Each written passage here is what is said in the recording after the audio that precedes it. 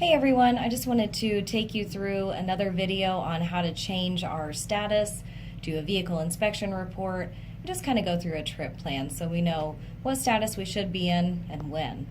So we're going to start our day out. We'll want to go into hours of service, so I'll just tap that. You have 7 hours and 48 minutes of remaining drive time. On my status tab, I'm currently in sleeper berth, and I'm going to change that to on duty.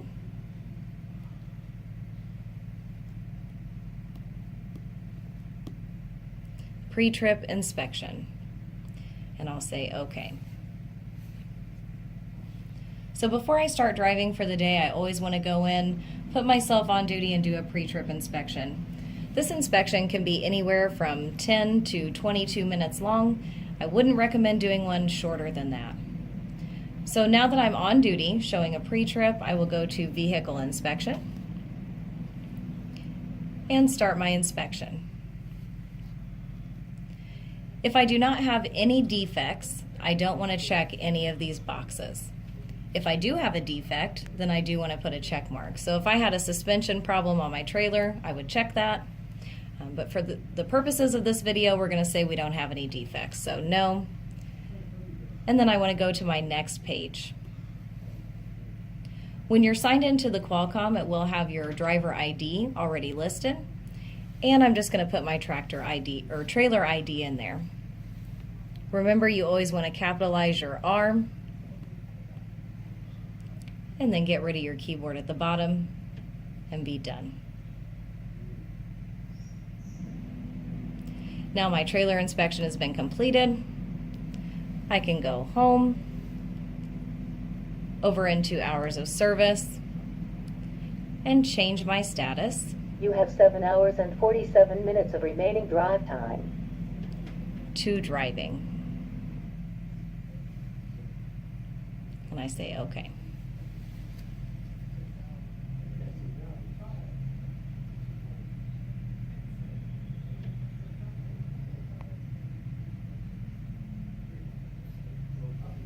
All right, so now that I've been driving for a while, I'm going to go ahead and stop and get fuel.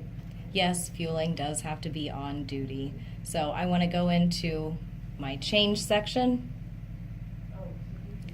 pick on duty, and then pick fueling. And I say OK.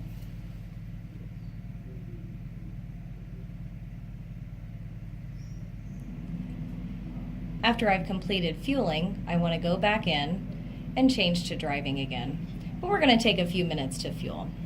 So the next thing I want to look at is our summary tab. On our summary tab, I can see how many hours I have available until I have to take a 30-minute break. So I currently have 7 hours, 45 minutes remaining. My 11-hour driving limit is underneath that, so I currently have 11 hours available. My 14-hour on-duty window is after that. I have 13 hours, 45 minutes. And then my 70-hour clock is at the bottom, showing that I have 68 hours, 33 minutes. As I use time off of my day, those time frames will count down. So I'm always looking at how much time I have left. The next thing we're going to look at is the graph tab. On the graph tab, it shows me my e-log in a paper log format. So for those of you who might be used to paper logs, this could be a good way for you to judge where your time went during the day. Other than that, I can view previous remarks, but then the graph tab doesn't really show me much more. Next to graph is day log. A lot of officers will take a look at your day log to see where you're going and where you're coming from. So I know you've had those questions asked to you when you get pulled over. Hey driver, where did you come from? Where are you going? So this is what they'll use with your electronic logs to see that information. It shows you the status, the time you started it, the duration of time you were in it, and the location where you were. It'll also show them if you have a co-driver listed on the truck as well. On your 8-day tab, if an officer would like you to fax or email their logs, your logs to them, that's where you would do this. But anytime you approve your logs, and that must be done on a daily basis now with the ELD mandate, it goes into your 8-day tab.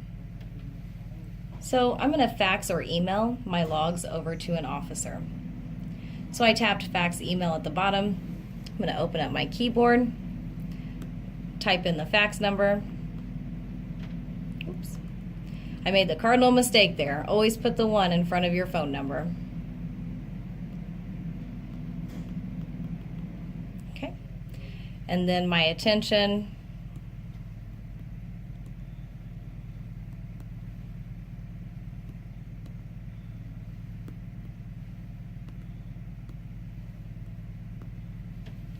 Once I'm done with that, I will close my keyboard and request. This fax goes through really quickly, so the officer should be receiving it within 5 minutes to you faxing it. Same thing with email, so they're very quick. All this is a receipt for me as the driver saying, hey, you decided to do a fax or email request and it was sent. So I say okay at the bottom. The next thing we're going to look at is your Approve tab. So there may be an on-duty or off-duty sleeper burst status that you need to change or edit. Before you approve your logs, you want to do any and all edits. Once I touch this Approve All at the bottom and say OK to that, my logs fall into that 8-day tab and I can no longer edit. So we'll remove this 5 minutes of on-duty time by touching it, clicking Edit down here at the bottom. In my small menu, I'm going to choose sleeper berth. My remark will then be sleeper berth, and I say OK. Then it's going to ask why I'm making this edit, so I'm going to open the keyboard at the top and tell it why I'm making the edit. You want to keep this reason short. So I'm going to go ahead and fix my log. Close my keyboard and say OK.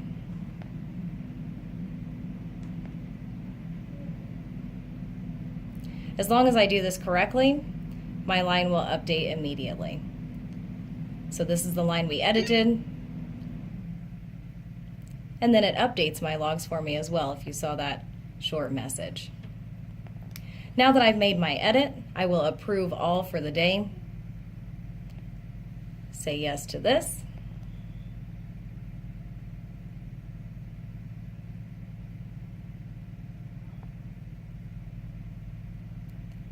Now that my logs have been approved, they have left my Approved tab and moved over to my 8-day tab. So we can see all my new updated log approvals in that 8-day tab. The last thing I want to make sure that we're looking at is our Load tab. Anytime you get a new assignment, you have to put the load information into your Qualcomm. If you don't, you can get a general form and manner ticket.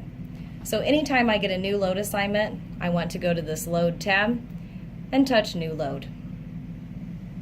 My load ID is going to be my order number or my trip number. So I'll open my keyboard at the top and put that information in.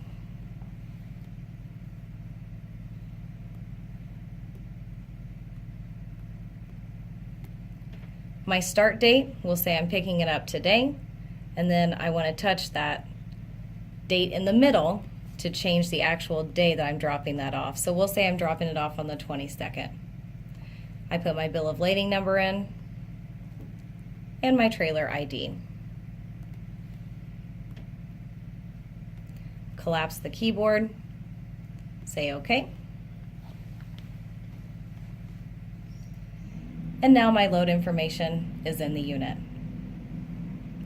Thanks a lot for joining us. If you have any questions about hours of service, please feel free to call the safety department.